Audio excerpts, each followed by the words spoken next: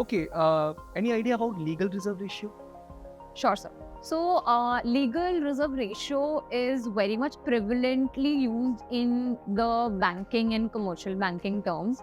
So, legal reserve ratio combines two of the very important ratios vis-a-vis cash reserve ratio and statutory liquidity ratio. Where do you see yourself in the next 5 years? Sure, ma'am. So I'm really looking forward to take admissions in this institute, the IIM, and to pursue integrated program in management, which has fascinated me a lot.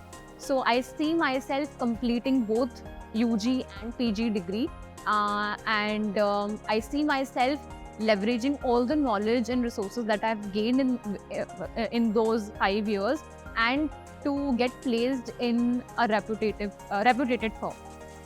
The topic for you is paratha or pizza. Okay, sir. Can I please take a minute to gather my thoughts? Sure.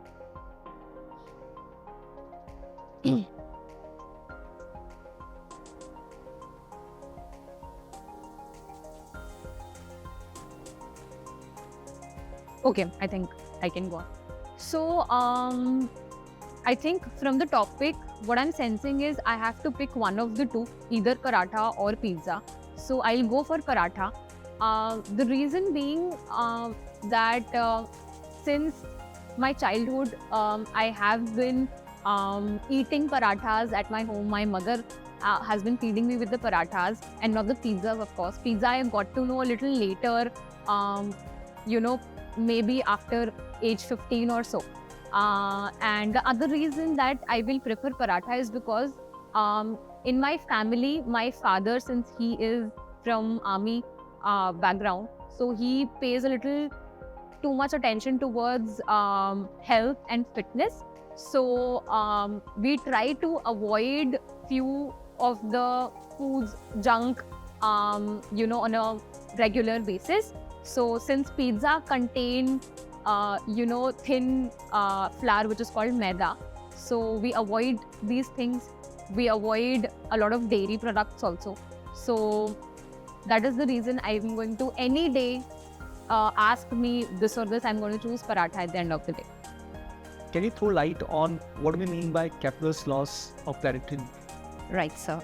So Kepler's law of planetary motion was published by Johannes Kepler in the year 1960, in which there are 3 laws of planetary motion, which basically describe how the planets revolve or orbit around the sun in our solar system.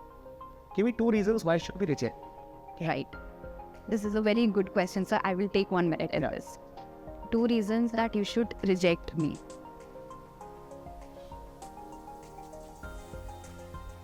I'll only go with 1. I'll not give you 2.